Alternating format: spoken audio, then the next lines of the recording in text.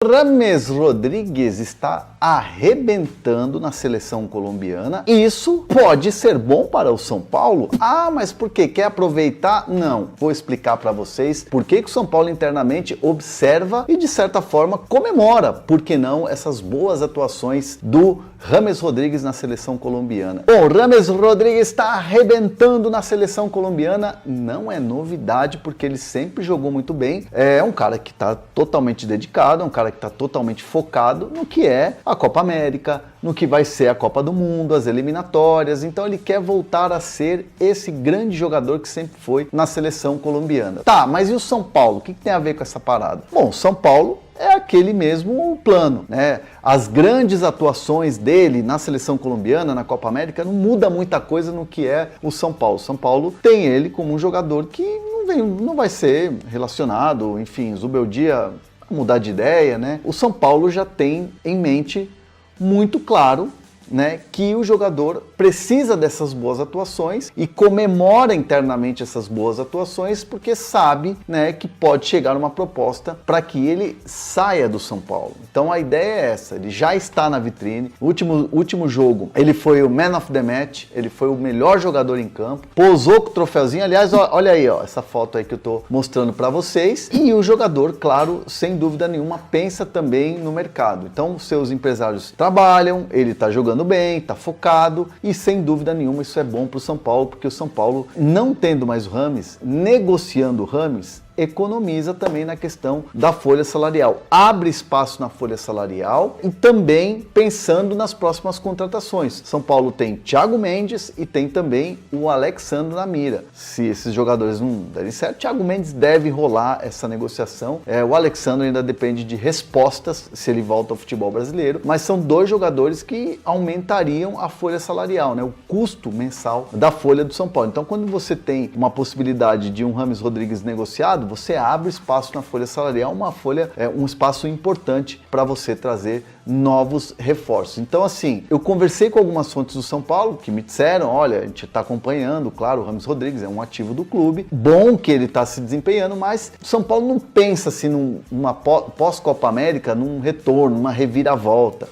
Passou pelo Dorival e não deu certo, Carpini, agora Zubeldia, 3 treinadores diferentes, né? Um mais experiente, que está no caso da seleção brasileira, o Dorival, Carpini mais jovem, agora Zubeldia um estrangeiro. Então, assim, muito dificilmente se imagina algo nesse cenário de mudança total, né? Assim, de o Rames vai voltar para o São Paulo e vai jogar. Não, agora o São Paulo quer que ele jogue. Não, é mesmo essa boa atuação, essa grande Copa América servirá para a vitrine se expandir por aí e abrir portas para que ele possa ser negociado. Para passar informação também para a galera, Nick, sobre os fatos aí das últimas horas do São Paulo já numa situação, né, complicada, uma certa crise aí, os jogos que o São Paulo não consegue vencer, os jogadores ontem tiveram um papo entre si também com o técnico Zubeldia para virar a chave na temporada. Foi feito um saldo geral, até porque 4-1 pro Vasco da Gama. Se os caras não fizessem uma reunião para falar, olha, a M que tá aqui dentro é o mínimo do mínimo. Mas eles fizeram uma reunião também lá internamente e há um pacto de que o jogo de quinta-feira é um jogo que vale muito mais que só 3 pontos pro São Paulo. É um jogo para que o torcedor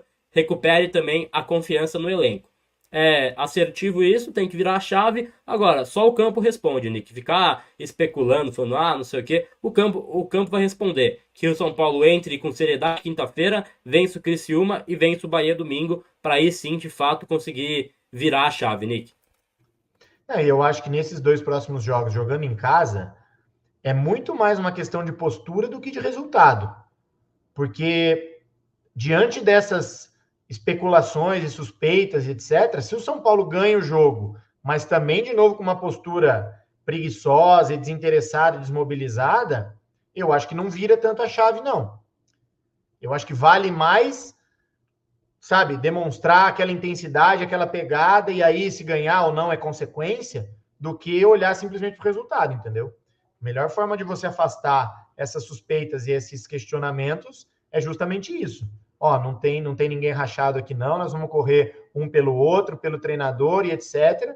E aí, é óbvio que isso torna mais provável uma vitória, mas eu acho que é mais postura do que resultado que vai contar para virar essa chave.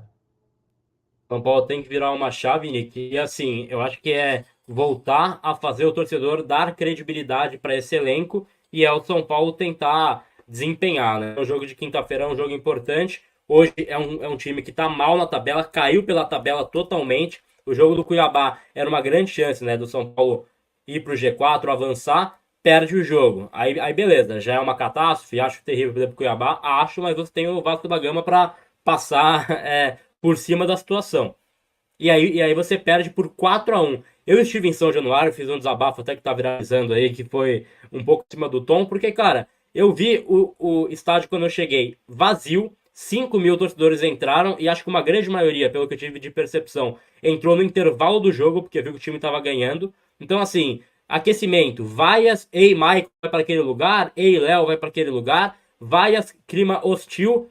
Era um jogo pro São Paulo ganhar e ganhar de muito. Era um jogo pro São Paulo ganhar e golear. E aí o São Paulo consegue me armar um 4-1 pro Vasco da Gama em São Januário. Ou seja, é vergonhoso. E acho que o São Paulo tem que, no mínimo do mínimo, virar uma chave contra o Cuiabá, contra o Tiúma, perdão, né? E fazer um jogaço. Porque assim, fica uma mágoa pro São Paulino que, cara, é uma vergonha tomar de 4 desse Vasco da Gama que tomou 6 do Flamengo na última semana.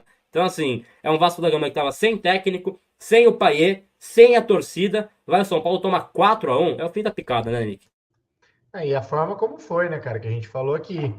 Abre 1-0 até os 30 do primeiro tempo.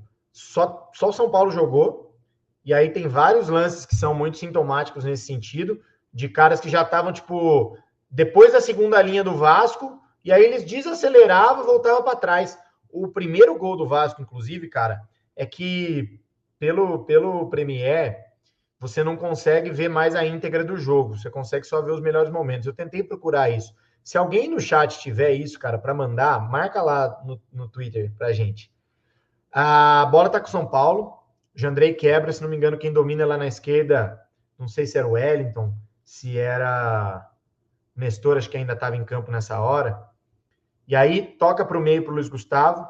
Luiz Gustavo, cara, sinceramente, já devia ter uns 4 caras do Vasco para trás da linha da bola. Já tinha passado dele só com a quebrada do Jandrei. Luiz Gustavo vai e toca no Lucas. Cara, a hora que eu tava assistindo, eu falei, cara, o Lucas vai costurar 2, 3 caras aí, vai ter 4 contra 1 do São Paulo. Não, ele pega e volta para trás. Esses mesmos 4 caras do Vasco, em nenhum momento eles voltaram. Em nenhum momento. Foi o Eles Nestor lá... no lance, né? Foi o Nestor. Foi o Nestor no... Eles continuaram lá na frente. Então, essa primeira linha do Vasco, mesmo com esses 2, 3 toques que o São Paulo demorou, eles não voltaram, cara. O São Paulo conseguiu regredir na linha de marcação do Vasco. Isso é um negócio que é inédito para mim no futebol. Porque qual que é o maior desafio do futebol quando você está com a bola? Quebrar a linha. E é difícil quebrar a linha, porque os caras pressionam, fecha, vai, não sei o quê. O São Paulo, no primeiro passe do Jandrei, quebrou a linha já tinha vantagem numérica, e o próprio São Paulo voltou para trás da linha. Quando o São Paulo volta para trás da linha e deixou de acelerar, e eu não falo nem acelerar para ir igual uns loucos para frente, mas vai tocando bola em progressão, tá certo? São Paulo voltou lá para trás. Aí voltou o Wellington, que voltou pro outro zagueiro, que voltou pro Diego, o Verratti vai lá, pressiona o Diego volta no Jandrei, o Jandrei tenta quebrar de novo, lateral. Quebrou errado. Dessa lateral, sai o primeiro gol do Vasco. É dessa jogada que sai o primeiro gol do Vasco. E aí, o cara domina, o Nestor não consegue acompanhar o Adson vai, dá aquele toquinho, o Igor Vinícius, em vez de tirar para fora, tira para dentro da própria área, gol contra. Foi assim que aconteceu o primeiro gol, cara. O São Paulo recolocou o Vasco no jogo. Aí, de novo, igual a gente falou do Luciano contra o Corinthians, faltando 2 minutos para acabar o primeiro tempo, aquele lance e tal, displicência, tomou o gol do Corinthians. Cara, faltava 1 minuto para acabar o primeiro tempo contra o Vasco. O São Paulo conseguiu tomar um contra-ataque. O São Paulo Futebol Clube conseguiu tomar um contra-ataque do Vasco, faltando 1 minuto para acabar o primeiro tempo. O jogo 1-1. Você não toma contra-ataque com o jogo 1-1, fora de casa, faltando 1 minuto para acabar o primeiro tempo, cara. Entendeu? Ali já foi, vamos para o intervalo 1-1, volta tudo, tá. Entendeu? Então, assim, aí o que você falou, tomou o 2-1 contra-ataque, aí a torcida que estava lá fora, opa, os caras devem estar representando hoje, vamos lá dar um apoio. Aí começou, a vaia virou aplauso, o aplauso virou apoio, o segundo tempo foi inteiro do Vasco. O Vasco jogou, cara, como fosse o último prato de comida. Aí a torcida aplaudiu, o que era vaia virou olé, o que era 2-1 virou 3, virou 4-1, não sei o quê. Então foi isso. O São Paulo colocou o Vasco no jogo. Por causa dessa atitude de, vou voltar para trás, vou tocar. E aí tem mais uma questão que é o Jandrei, né? O Jandrei, por que o Jandrei é o goleiro que joga com os pés? Cara, o que o Jandrei fez com o pé até agora? Quase Ele erra entregou todas as saídas, é um negócio inacreditável. Erra todas. Então, assim, é o que a gente fala, né? É o cara que ele acha que ele é mais do que ele realmente é. E não tô aqui fazendo a caveira do Jandrei. Mas, assim, o primeiro passo para você ser um bom jogador é você reconhecer até onde você pode ir. Ainda mais goleiro, né? Isso é o que falta pro Jandrei, isso falta pro Luciano também, Para né? muita gente. Então, assim, desde aquela bola que ele perdeu pro Jô na semifinal do Paulista lá contra o Corinthians, a gente imaginava que ele fosse fazer diferente, mas não. É toquinho, domina pisando, parece que tá jogando futsal, né? Domina pisando. Porra, olha o risco de você ser goleiro e dominar pisando a bola. Porque se você erra aí e dá uma escorregada, toma o gol, cara. Então, assim, falta muita coisa. Isso que eu concordo de todo mundo que imagina que tem alguma coisa além de uma um simples desajuste, porque é muito estranho, cara. E, repito, se alguém conseguir recuperar esse lance da saída de bola do São Paulo até o gol do Vasco primeiro, sem nenhum corte, porque eu já vi o lance sozinho e já vi o gol sozinho, não tem a sequência inteira. É por volta de 30, 31 do primeiro tempo. Manda lá pra gente, por favor, e repara no que aconteceu, que acho que ali explica muita coisa.